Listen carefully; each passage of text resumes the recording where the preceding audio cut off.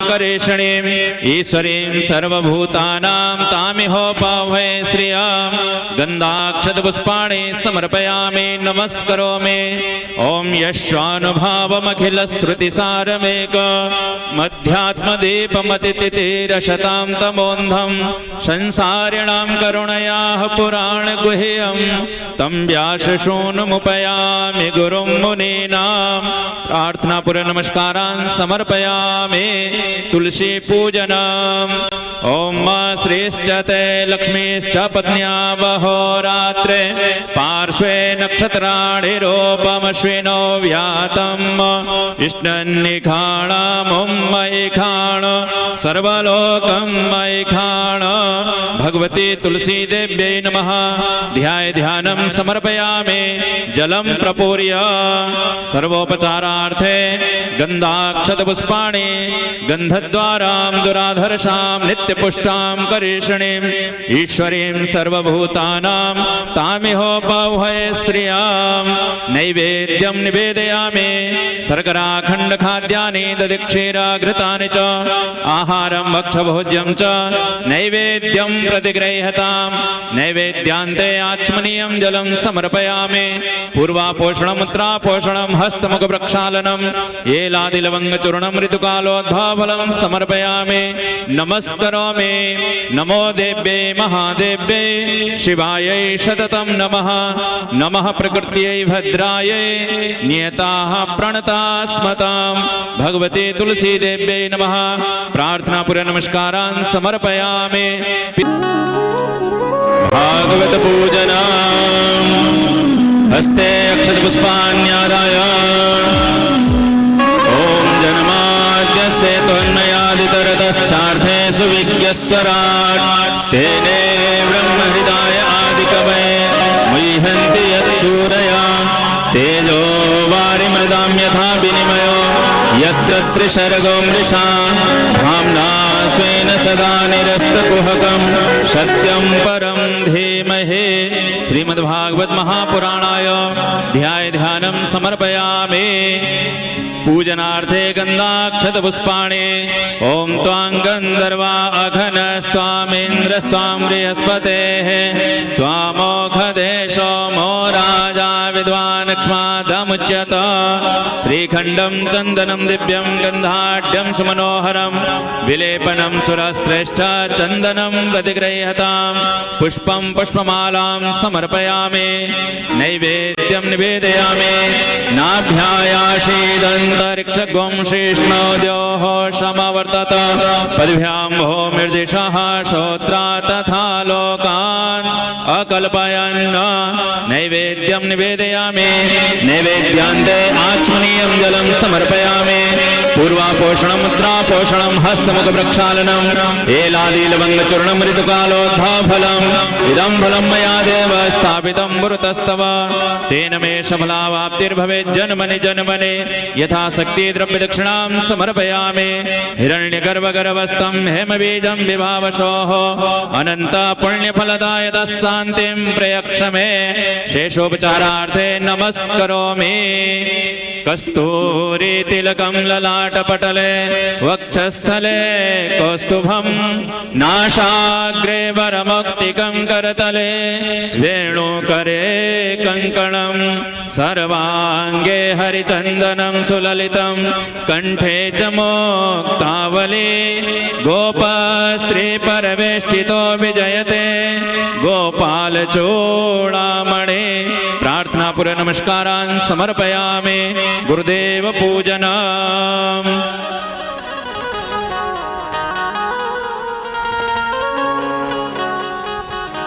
ओम गुरुर्ब्रह्मा गुरुर्विष्णु गुरुर्देव महेश्वर गुरुः साक्षात् परब्रह्म तस्मै श्री गुरवे नमः। अखण्डमण्डलाकारं व्याप्तं येन चराचरं तत्पदं दर्शितं येन तस्मै श्रीगुरवे नमः। ब्रह्मानन्दं परमसुखदं केवलं ज्ञानमूर्तिं द्वन्द्वातीतं गगनसदृशं तत्त्वमस्यादिलक्ष्यम्। जय गणेश गणनाथ दयानिधि, सकल विघ्न कर दूर हमारे। मम वंदन स्वीकार करो प्रभु, चरण शरण हम आए तुम्हारे। वक्रतुंड महाकाय, सूर्यकोटि समप्रभ, निर्विघ्नं कुरु मे देव, सर्वकार्येषु सर्वदा।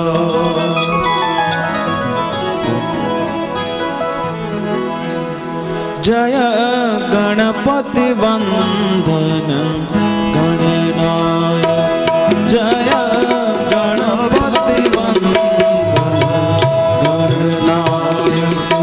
तेरी छवि अति सुंदर सुखदायक, तेरी छवि अति सुंदर सुखदायक।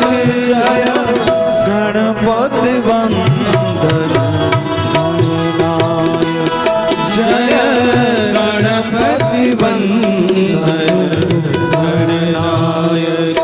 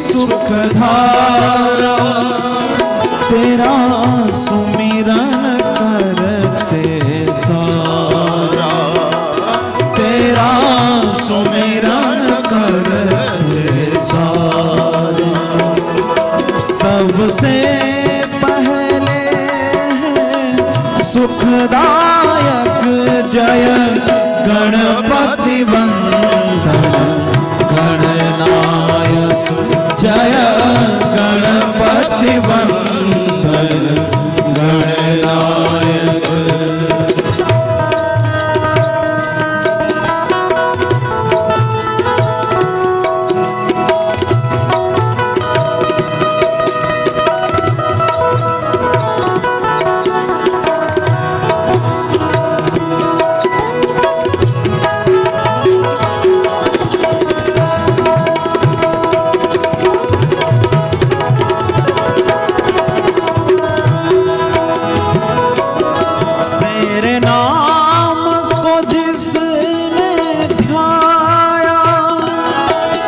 उस पर रहती सुख छाया तेरे नाम को जिसने ध्याया उस पर रहती सुख छाया मेरे रोम रोम अंतर में एक तेरा रूप समाया मेरे रोम रोम अंतर में एक तेरा रूप समाया तेरी महिमा तू ही जाने तेरी महिमा तू ही जाने शिव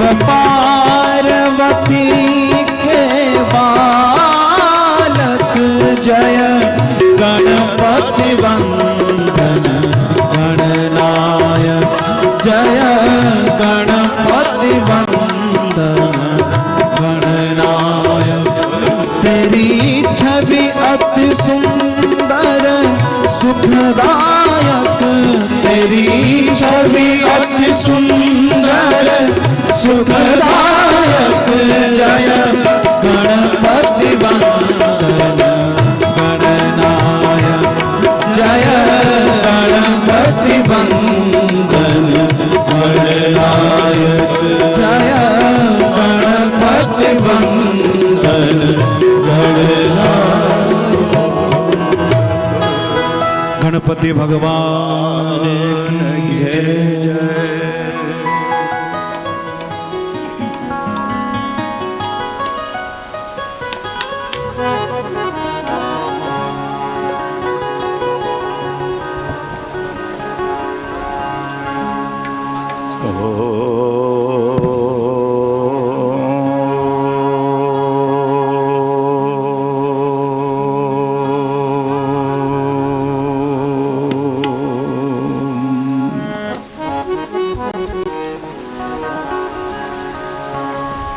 यो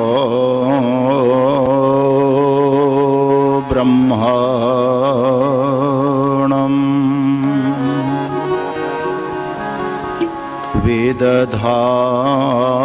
विदधाति पूर्वं यो वै वेदांश्च प्रहिणोति तस्मै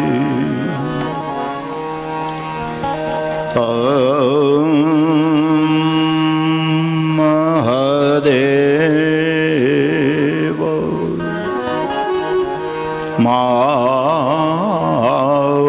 मात्मबुद्धि प्रकाशम् मुमुक्षोरो वै शरणमहं प्रपद्ये ॐ शान्ति शांति शांति।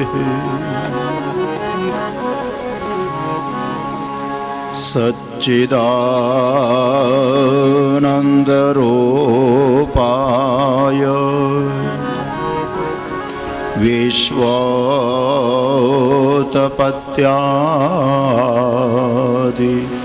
हेतवे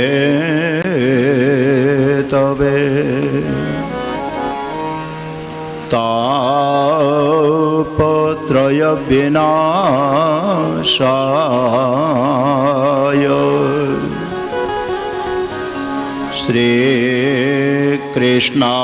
श्रीकृष्णाय वयं नमः।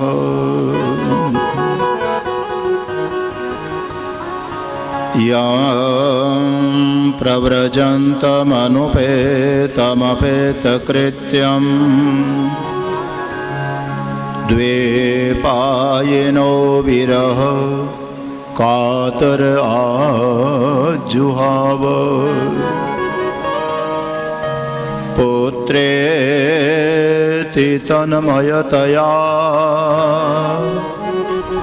तर्वोऽभ्यनेदुस् तं सर्वभूतहृदयं मुनिमानतोऽस्मि।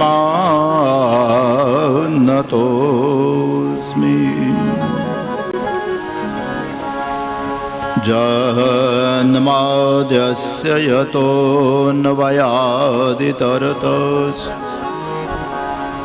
चार्थेष्वभिज्ञस्वराट् तेने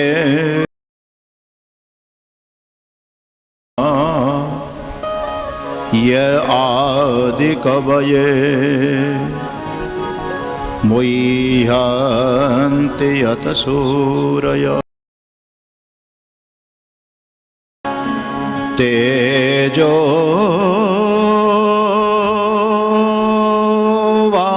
वारि मृदां यथा विनिमयो यत्र त्रिसर्गो मृषा दाम्ना स्वेन सदा निरस्तकुहकं सत्यं परं धीमहि सत्यं परं धीमहि। ॐ शान्ति शान्ति शान्ति।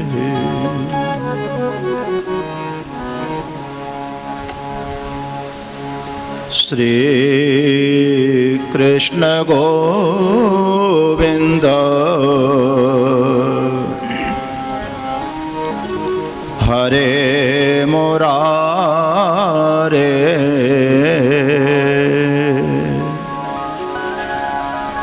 हे नाथ नारायण वासुदेवा। श्री कृष्ण गोविंद हरे मुरारे हे नाथ नारायण वासुदेवा। श्री कृष्ण गोविंद हरे मुरारे हे नाथ नारायण वासुदेवा। श्री कृष्ण गोविंद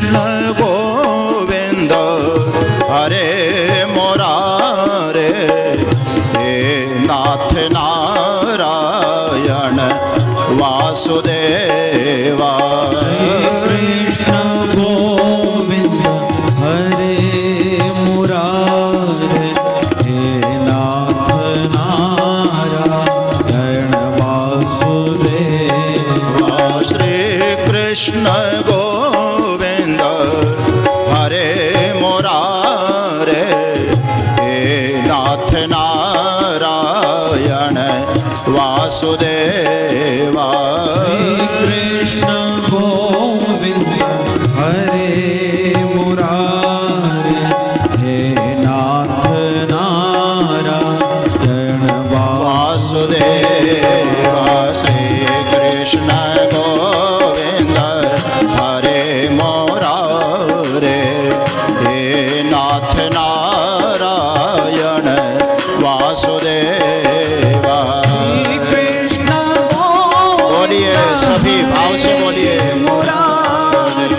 हे नाथ नारायण वासुदेवा श्री कृष्ण गोविंद हरे मुरारे हे नाथ नारायण वासुदेवा कृष्ण गोविंद हरे मुरारे हे नाथ नारायण वासुदेवा श्री कृष्ण गोविंद हरे मुरारे हे नाथ नारायण वासुदेवा कृष्ण गोविंद हरे मुरारे हे नाथ नारायण वासुदेवा श्री कृष्ण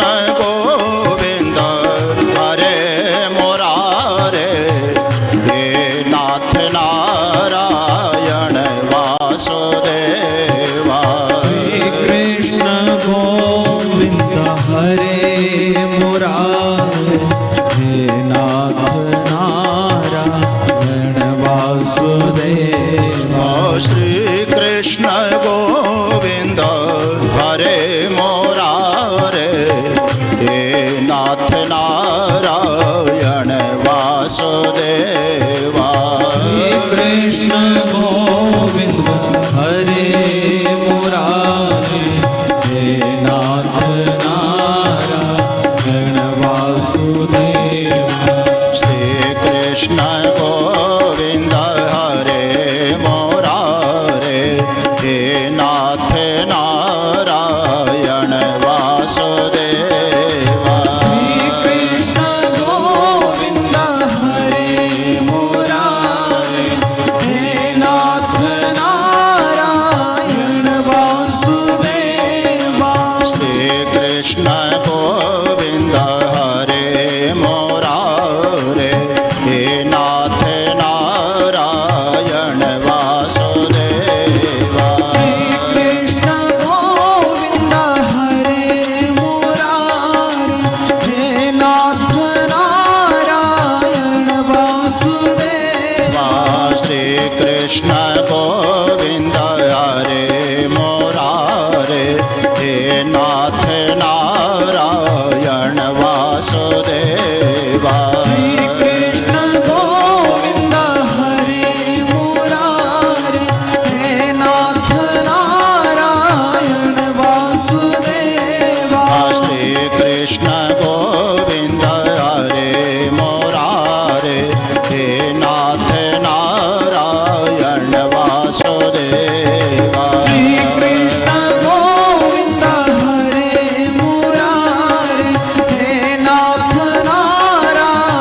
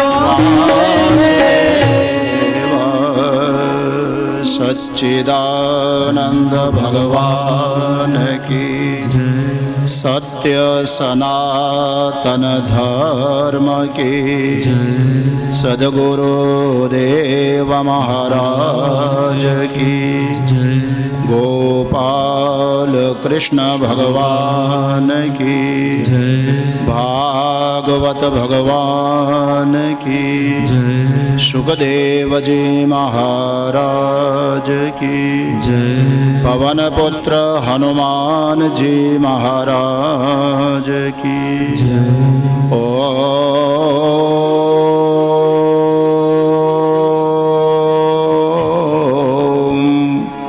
नमः पार्वती पतये हर हर महादेव।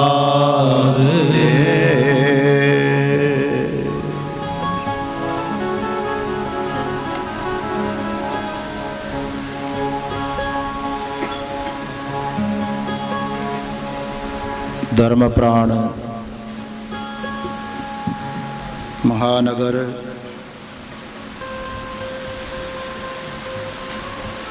मुंबई के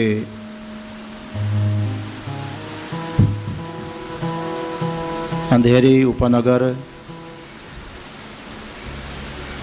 और उसमें भी फिर जेबी नगर, महानगर, उपनगर और जेबी नगर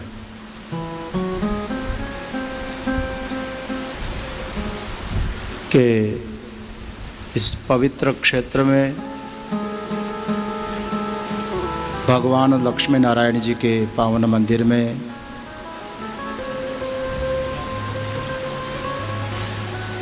स्वर्गीय कृष्ण गोपाल जी टेबड़ेवाला परिवार के द्वारा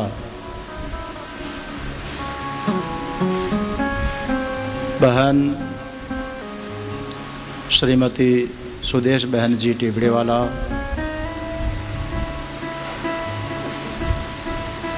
जिनके सुपुत्र शरद टेबड़ेवाला के द्वारा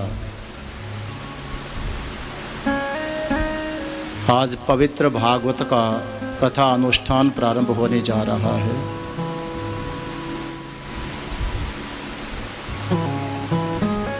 अभी अभी वृंदावन से पधारे हुए भूदेव आचार्य मुकेश शास्त्री जी के द्वारा कथा की महिमा का एक मंत्र श्लोक आप लोग सुन रहे थे।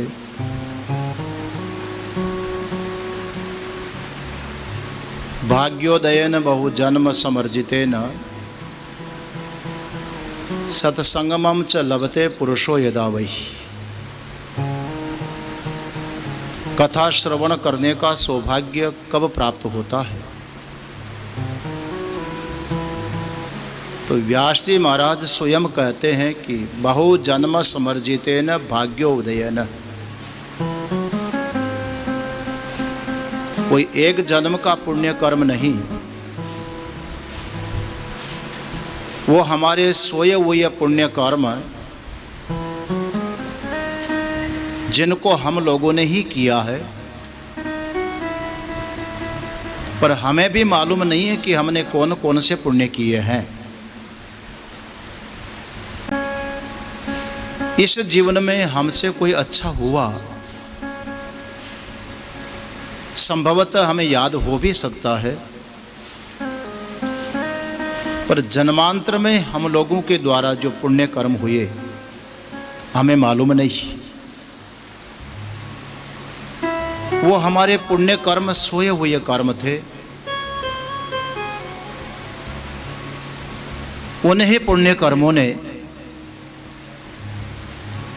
करने वाले हम लोगों के प्रति एक योजना बनाई।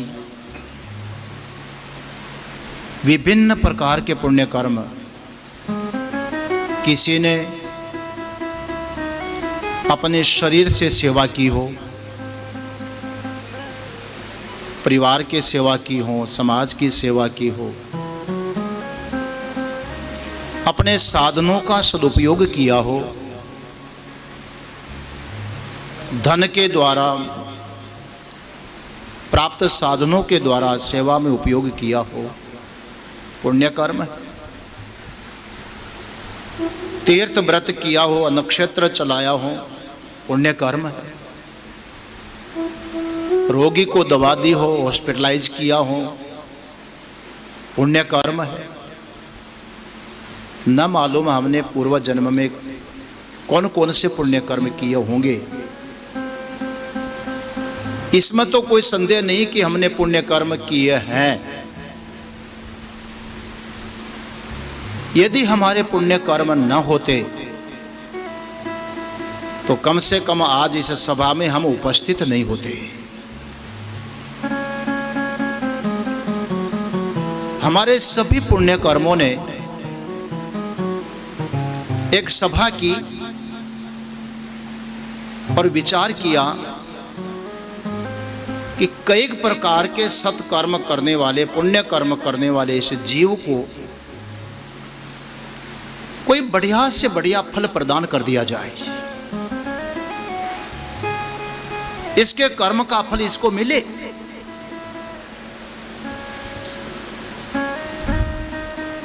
जिसने अपने जीवन में सेवा की हो वो सेवा कर्म खड़ा होता है, बोलता है कि इसने खूब सेवा की पहले के जन्म में, तो इस जीवन में सेवा करने वाले खूब व्यक्ति दे दिए जाएं जो सेवा करें, क्योंकि सेवा के बदले सेवा मिले। एक दान पुण्य कर्म खड़ा हुआ। वो कहने लगा कि इसने खूब दान पुण्य किया है, इस जीवन में इतना धन दे दो, इतना धन दे दो, कभी कोई कमी ना आए। ये फल है उसका। किसी ने खूब तीर्थ यात्राएं की, वो पुण्य कर्म खड़ा हुआ और बोला देखो ऐसा पुण्य फल दो, अब इसको तीर्थ यात्रा न करनी पड़े, तीर्थ में ही पैदा हो जाए, वही जन्म हो जाए। सब कर्मों ने अपना अपना फल रखा, लेकिन एक का भी प्रस्ताव पारित नहीं हुआ, एक सहमति नहीं हुई। आखिर किसी पुण्य ने कहा ऐसा कोई फल दे दिया जाए जो सभी पुण्य कर्मों का कॉमन फल हो, दान का भी, सेवा का भी, यात्रा का भी, जप का भी, तप का भी, सभी कर्मों का सम्मिलित एक ही फल मिल जावे, ऐसा कोई फल देखा जाए। जब ये प्रस्ताव सामने आया तो एक मत हो गए और सबने कहा फिर तो इन पुण्यात्माओं को सत्संग मिल जाए, वो सबका कॉमन फल है, एक फल मिल जाए सत्संग। कैसे मिले, संयोग कैसे बैठे? तो सारे पुण्य कर्म इकट्ठे होकर के सुदेश बहन जी के अंदर आए और इनको प्रेरणा किया कि सभी कर्मों का इकट्ठा फल देना चाहते हैं। ये जयवी नगर वालों ने बहुत पुण्य कर्म किए और उसका माध्यम हम आपको बनाना चाहते हैं, बोलो क्या करें? सुदेश बहन जी को पुण्य कर्मों ने कहा पवित्र भागवत का अनुष्ठान करवा लो ताकि सबको इकट्ठा फल मिल जाएगा, एक साथ मिल जाएगा। एक ईश्वरीय प्रेरणा हुई, सत्कर्मों का जागरण हुआ और आज उन सभी कर्मों का प्रस्ताव पास होकर के फल देने के लिए भागवत कथा के रूप में हमारे सामने आया है। यह संयोग कोई सामान्य संयोग, साधारण संयोग नहीं है।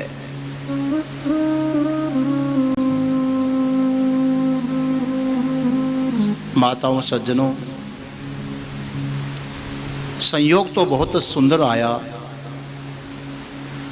परंतु एक बात, अभी सवेरे सवेरे को एक सज्जन मेरे से जब भागवत जी को व्यासपीठ पर विराजमान करने के लिए हम लोग आए। तो एक बुजुर्ग सज्जन शायद यहाँ है कि नहीं, पहले बार मिले। बोले महाराज विघ्न बहुत आते हैं, भजन करते हैं, जप करते हैं, पाठ करते हैं, कथा सुनते हैं, पूजा करते हैं, विघ्न बहुत आते हैं। आप लोगों को भी आते हैं कि नहीं? आते हैं। बोलने का तो मुझे ही अधिकार है, पर गर्दन हिलाने का अधिकार आप सबको है। तो गर्दन हिलेगी तो जरा आपकी डाक आपको मिल जाएगी, पता चलेगा कि ये अमुक की डाक है, जिसकी गर्दन हिल रही है ये उसके लिए डाक आई है। विघ्न आते होंगे, और खास करके जब हम कोई भगवत कार्य करते हैं, अपने कल्याण का साधन अपनाते हैं, उसमें तो और भी विघ्न आते हैं। श्रेयांसी बहुविघ्नानि प्रसिद्ध वाक्य है। कोई भी कल्याणकारी अनुष्ठान आप करने बैठो तो चारों ओर से विघ्न मुंह फाड़ फाड़ करके आएंगे, समस्याएं खड़ी होगी। और आप लोग देखना, अनुभव करना, ऐसे ऐसे विघ्न आएंगे और कुछ नहीं आएगा तो घर में नींद नहीं आती, पर यहां आएगी। हाँ हाँ, मैं तो कहता हूं कि जिन जिन को आपकी जानकारी में घर पर नींद नहीं आती है, उनको कृपा करके यहाँ बुला लेना। कम से कम यहाँ सो तो पाएंगे, आराम से सो पाएंगे। वो निद्रा विघ्न करने के लिए आएगी, और कुछ नहीं तो जेब में पड़ा हुआ मोबाइल ही कुर करेगा।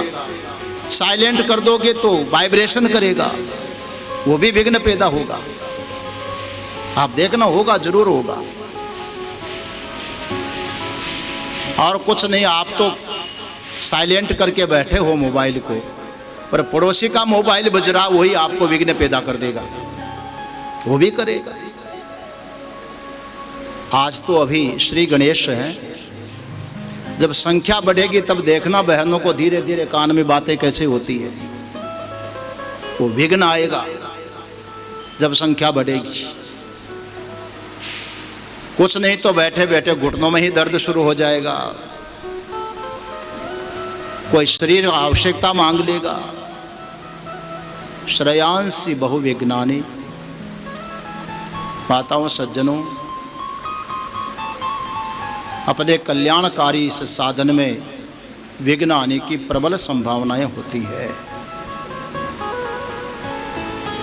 कौन विघ्न पैदा करता है? आपसे बताऊं, जो देवता होते हैं ना, देवता, राक्षस नहीं आएंगे। विघ्न करने के लिए कोई असुर नहीं आएंगे, कोई आतंकवादी यहां प्रवेश नहीं करेगा, रूस का एटम बम यहां नहीं गिरेगा, उधर ही जाएगा वो। तो विघ्न कौन करेगा? देवता विघ्न करते हैं।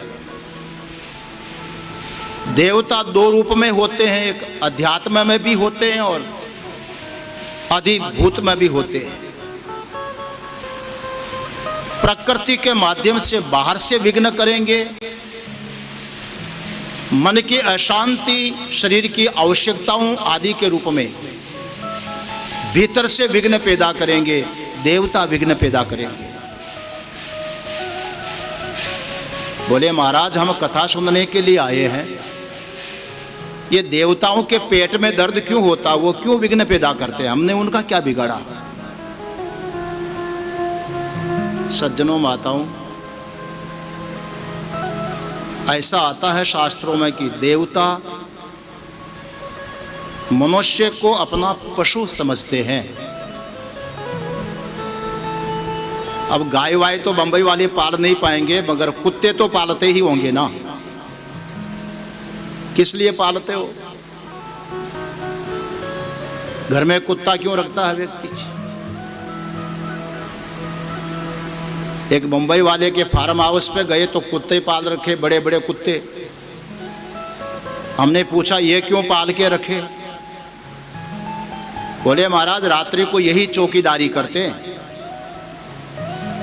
रक्षा का काम करते हैं। कोई किसान होता है गाय पालता है, भैंस पालता है, इससे दूध मिलेगा, शुद्ध मिलेगा। पर ये बताओ कि अगर गाय दूध न देवे, भैंस दूध न देवे, कोई काम में ना आवे, क्यों पालेगा वो? जैसे मनुष्य पशु रखता है अपनी सुविधा के लिए, सेवा के लिए, याद रखो देवता मनुष्य को अपना पशु समझते हैं और देवता अपने अधीन ही मनुष्य को बना करके रखना चाहते हैं। नहीं चाहते कि ये मनुष्य हमसे भी ऊपर चला जाए। घर में नौकरी करने वाला नौकर को सेठ नहीं चाहेगा कि मेरा भी सेठ बन जाए। और जिस कथा को सुनने के लिए हम लोग यहाँ बैठे हैं, इस कथा में वो शक्ति है माताओं सज्जनों, ठीक से अपने जीवन में धारण कर लिया तो हम मनुष्य नहीं, हम देवता नहीं, हम भगवान की आत्मा बन जाएंगे, भगवान की आत्मा बन जाएंगे। भगवान अपने में बिठा लेंगे, हम भगवान को अपने हृदय में बिठा लेंगे। भक्त और भगवान दोनों में अभेद हो जाएगा। इतनी उच्च स्थिति को देवता कैसे सहन करेंगे? वो हमें पशु समझते हैं, इसलिए देवता विघ्न पैदा करते हैं। आओ इस पवित्र अनुष्ठान में किसी भी प्रकार का कोई विघ्न ना आवे, आध्यात्मिक, आधिदैविक, आधिभौतिक किसी भी प्रकार का विघ्न ना आवे, उसके लिए महात्म्य के प्रसंग में मंगलाचरण किया गया है। भागवत महात्म्य का प्रसंग प्रारंभ होगा। मंगलाचरण में तीनों ही प्रकार के विघ्नों की शांति हो, इसके लिए मंगलाचरण किया जा रहा है। और मंगलाचरण जो होता है उसकी 3 विधा होती है, 3 प्रकार। एक मंगलाचरण होता है नमस्कारात्मक, दूसरा मंगलाचरण होता है आशीर्वादात्मक, तीसरा मंगलाचरण होता है वस्तु निर्देशात्मक। जिस मंगलाचरण में सब प्रकार के विघ्नों की शांति हो, उसको नमस्कारात्मक आशीर्वादात्मक मंगलाचरण बोलते हैं। ऐसा आशीर्वाद रखो भगवान, ऐसी कृपा रखो किसी प्रकार का विघ्न ना आए। और एक दूसरा विघ्न पैदा करने वाला होता है व्यक्ति का अहंकार। ध्यान दीजिए, मैंने मुंबई में नगर नगर का पानी पिया है जी, बरसों से पीता रहा। कांदीवली में कथा कर रहा था,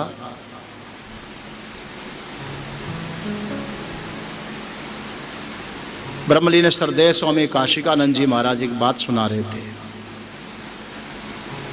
एक सज्जन रोज उनके सत्संग में आवे,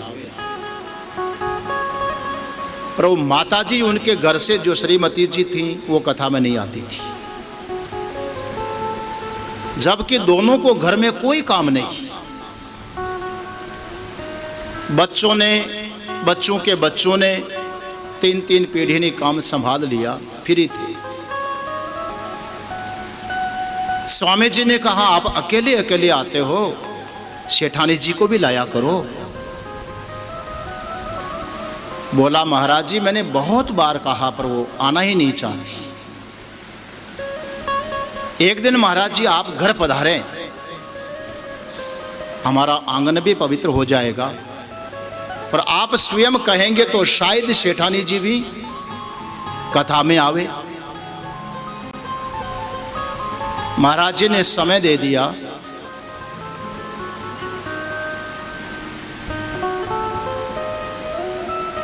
एक रोज भक्त के साथ कथा के बाद में उनके घर चले गए। जैसे अतिथि का सत्कार होता है, महाराज जी का सत्कार हुआ। वो वृद्ध सेठ तो चाहते ही थे कि महाराज जी कुछ सुनावें। सेठानी जी को भी इशारा किया, आओ बैठो, तो घर में आए तो सुनना ही है। थोड़ा सत्संग सुनाया, फिर जाने लगे। तब महाराज जी ने सेठानी जी से कहा, तो जब उन्हें सेठानी ने कहा महाराज जी बड़ी कृपा की, बहुत अच्छा लगा आप पधारे, आपका सुन करके हमको बहुत आनंद आया। तो महाराज जी ने कहा कि मैं तो रोज ही सुनाता हूं, अब आप हमारे आश्रम में आओ, रोज कथा सुनो, हर दिन आओ, ध्यान देना। सेठानी जी बोलती है, स्वामी जी कथा में आने का मेरा मन बहुत करता है कि कथा में आऊं, मगर एक समस्या है। समस्या यह है कि आपके कथा में सभी तरह के लोग आते हैं। वो भी बहनें आती हैं जो हमारे घरों में झाड़ू पोछा करती हैं, क्योंकि आज हम लोग श्रीमद् भागवत महापुराण का महात्म्य प्रसंग श्रवण कर रहे हैं। भागवत कथा श्रवण करने का फल क्या है, ये जानने के लिए, क्योंकि जानने से ही श्रद्धा बनेगी, विश्वास बढ़ेगा। तो आज महात्म्य प्रसंग है। कल जब मूल भागवत का आरंभ होगा, वहां जो मंगलाचरण आएगा मैं आपको बताऊंगा, उसको बोलते हैं वस्तु निर्देशात्मक मंगलाचरण। मैं भूल जाऊं ना तो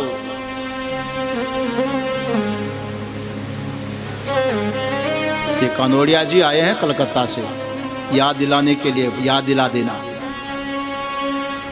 वस्तु निर्देशात्मक मंगलाचरण आपको कल बताऊंगा मैं। यहां आज नमस्कारात्मक मंगलाचरण करके अपने ईगो का समर्पण किया जा रहा है। हे भगवान, कथा में आए हैं, कोई अहंकार, कोई अभिमान, कोई ईगो, कोई प्राउड हमारे भीतर ना आ जाए। भगवान को प्रणाम कर रहे हैं। सच्चिदानंद रूपाय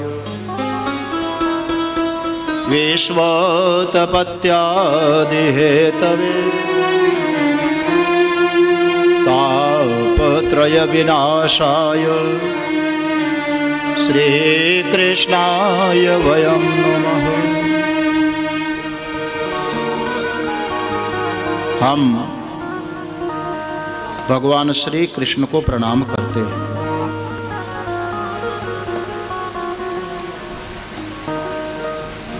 भगवान श्री कृष्ण को प्रणाम। मगर जब तक भगवान श्री कृष्ण को समझ नहीं पाएंगे, उनका ध्यान, उनका चिंतन कैसे होगा? इसलिए भगवान को समझ करके भगवान के प्रति समर्पण है। भगवान श्री कृष्ण,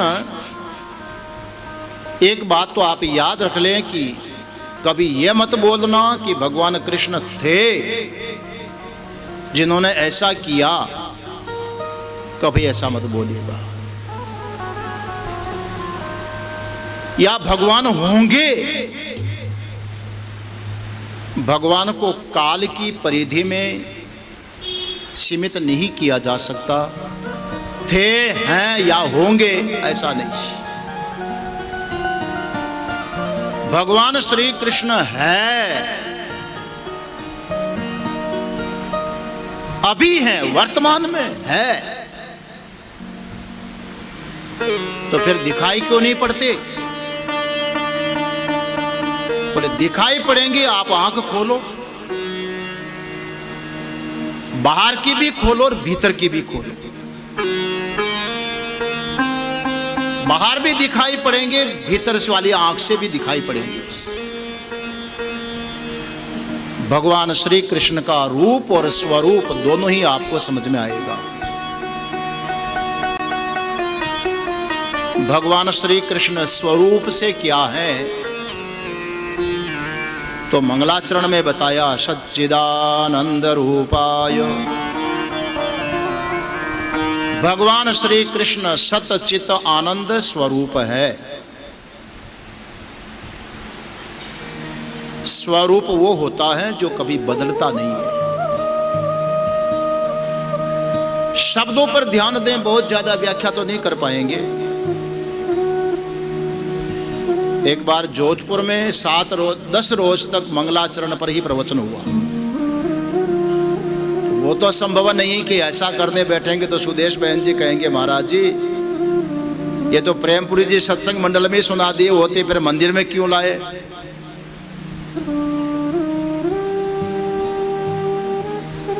भगवान श्री कृष्ण सतचित और आनंद स्वरूप है।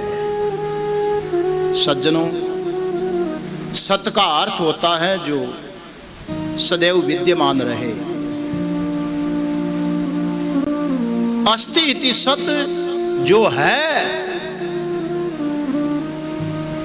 था या होगा ऐसा शब्द का प्रयोग नहीं होता। हमेशा रहे वो भगवान है। अब आप सोचते रहना घर जाकर के कि हमेशा क्या रहता है। जो आंख से दिखने वाला है वो हमेशा रहेगा नहीं। क्या क्या है आप सोचते रहिएगा, कल तक अंत नहीं आएगा।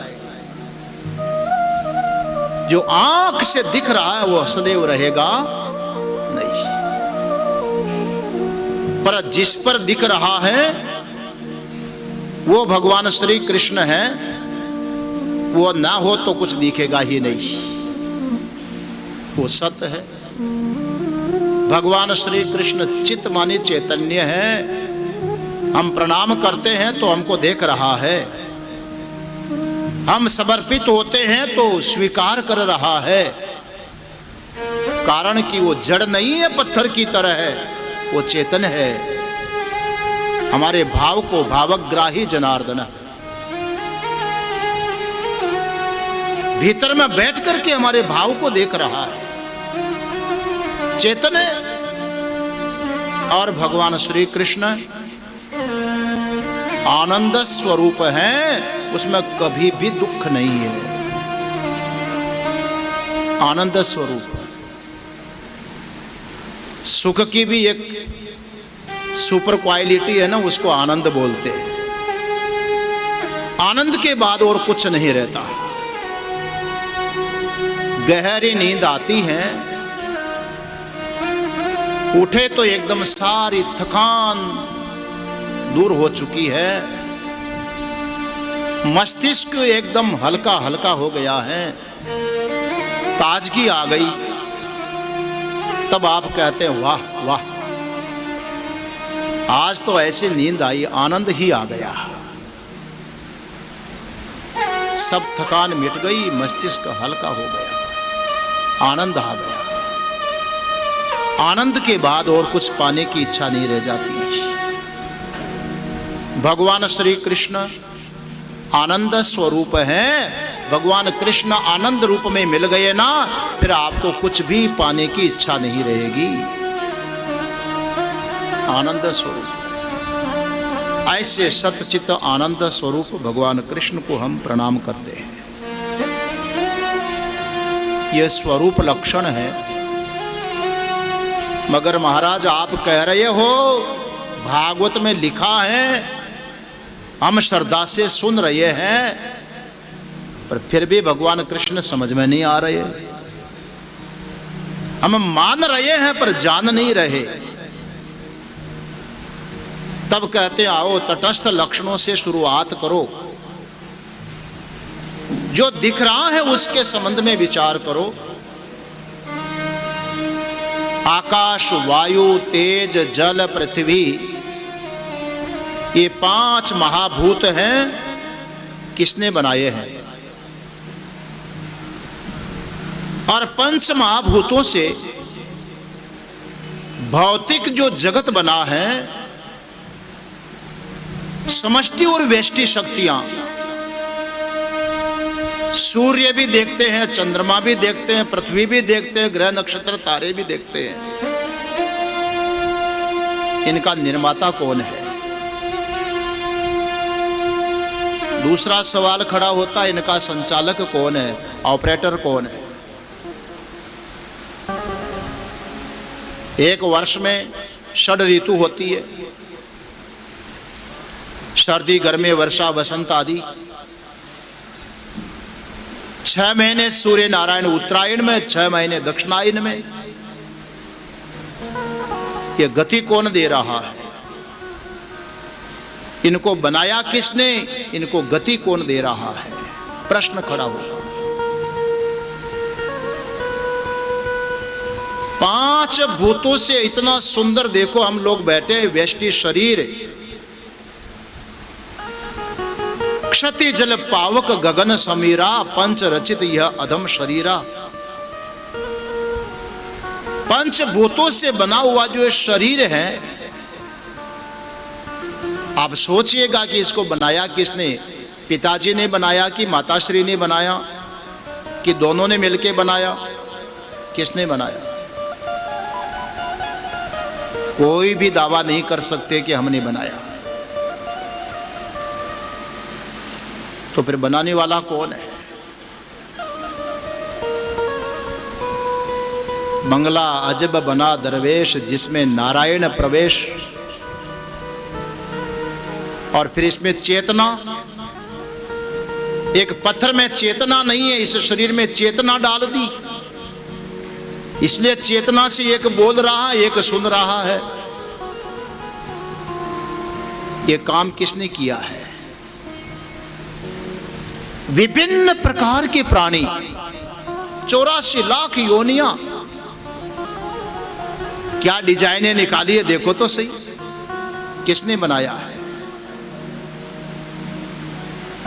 दुनिया में कितने करोड़ लोग हैं जी, पर सबकी शक्लें अलग अलग है। आश्चर्य होता है कि नहीं? किसने किया है? बनाया किसने? चला कौन रहा है? और आखिर में एक खेल रचता है, खेल खेलता है, और जब इच्छा होती है तो खेल को समेट लेता है, इतिश्री भी कर देता है। कौन है वो? प्रश्न खड़ा होता है। उत्तर दिया गया है, वही तो भगवान श्री कृष्ण है। विश्वोत्पत्त्यादि हेतवे, संपूर्ण जगत की उत्पत्ति, स्थिति और लय के जो हेतु हैं, कारण हैं, वही भगवान श्री कृष्ण है। उन्हें भगवान कृष्ण को हम प्रणाम करते हैं। श्री कृष्णाय वयम। बोले तुम्हारे प्रणाम करने से उनको क्या मिलेगा? तो व्यास जी कहते उनको मिले ना मिले पर करने वाले को जरूर मिलेगा।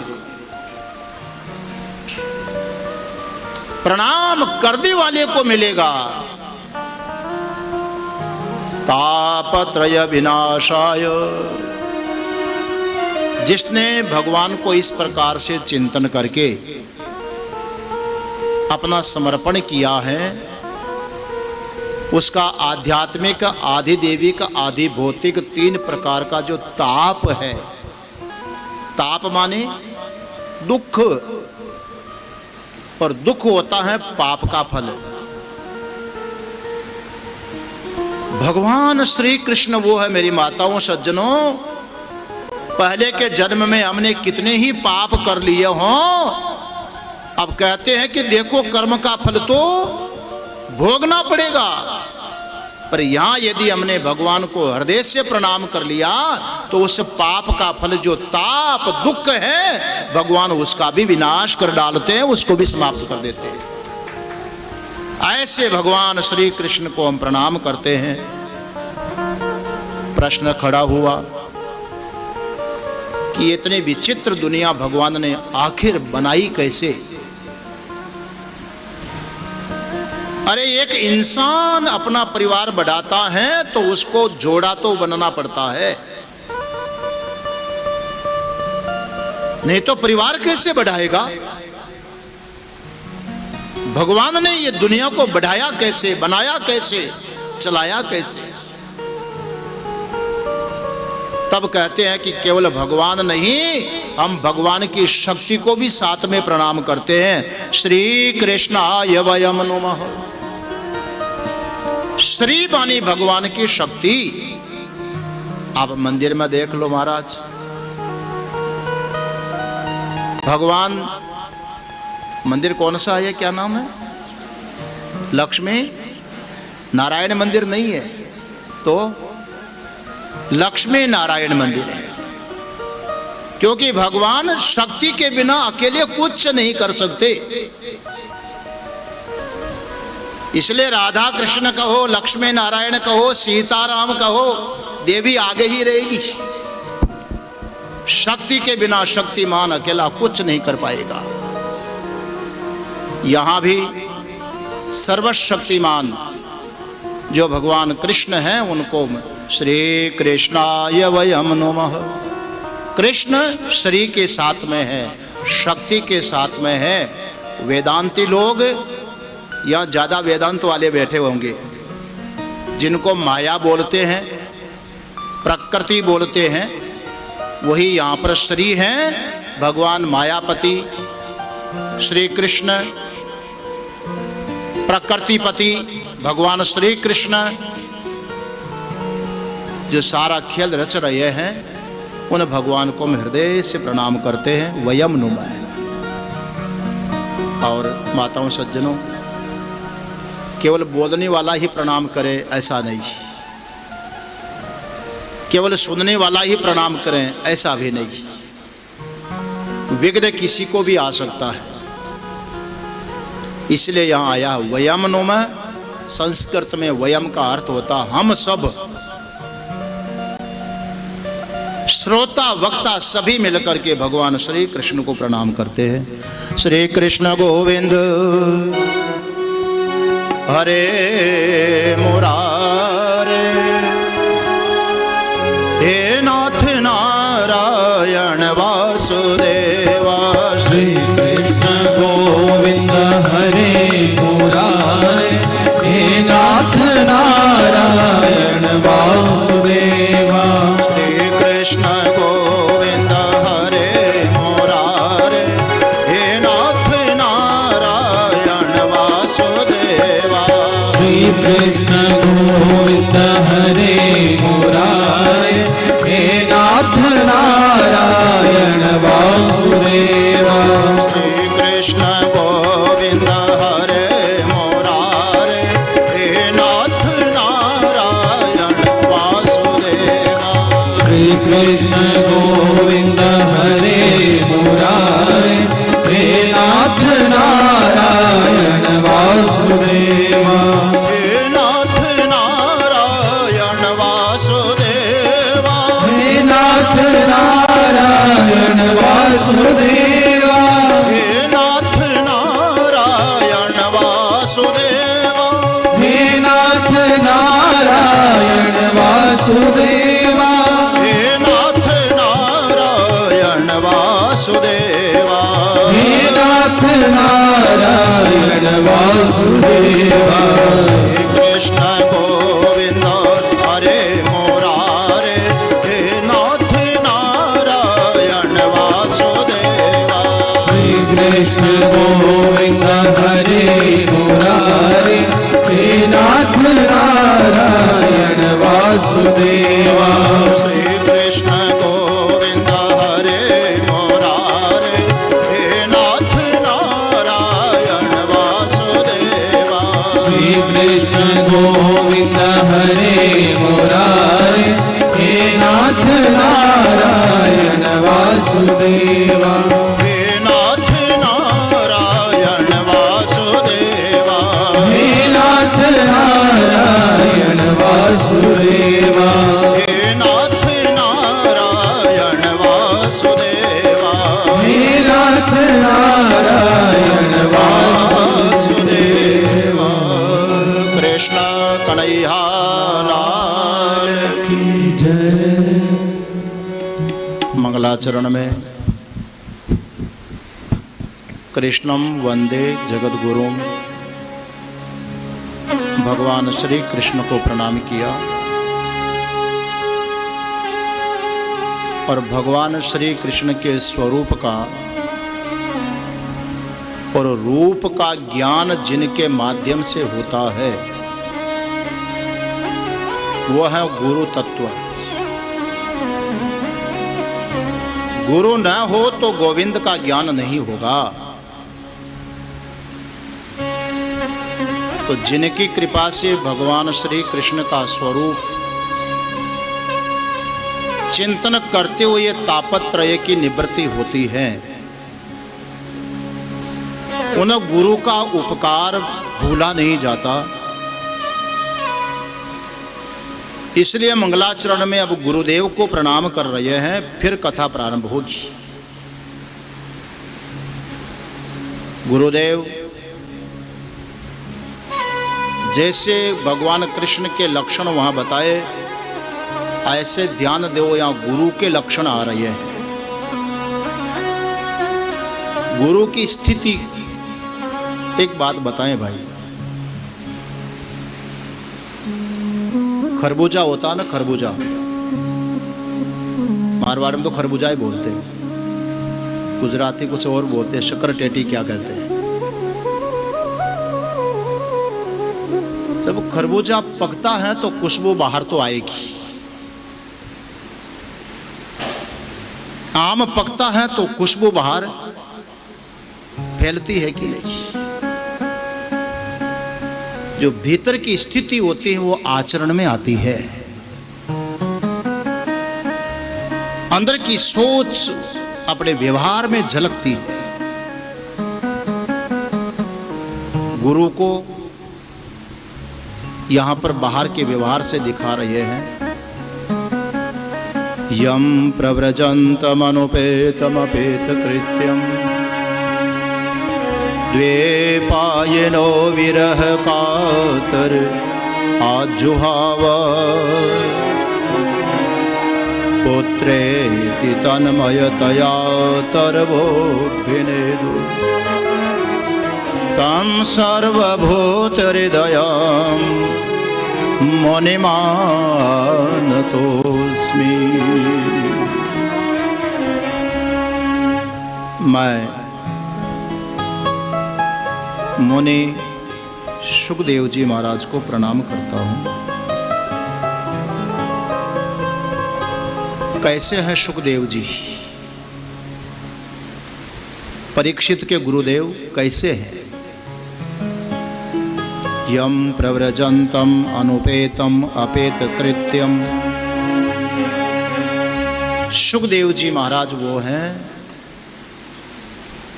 जो प्रव्रजन कर रहे हैं, संसार की मोह माया को छोड़ करके भगवत भजन करने के लिए वन में प्रस्थान कर रहे हैं। प्रव्रजन्तम अनोपेतम अपेत कृत्यम, दूसरी विशेषता है उनकी शरीर के ऊपर वस्त्र की बात तो छोड़ो, यज्ञोपवीत का धागा भी नहीं है। वो समय जहां त्रैवर्णिक के लिए यज्ञोपवीत अनिवार्य विधा मानी जाती थी, व्यासपुत्र सुखदेव जी ने यज्ञोपवीत संस्कार भी नहीं करवाया। मां के शरीर से जैसा आता है उसी रूप में चल पड़ा। ऐसा क्यों? अपेत कृत्यम, यज्ञोपवीत धारण करना यह भी संस्कार माना जाता है जी।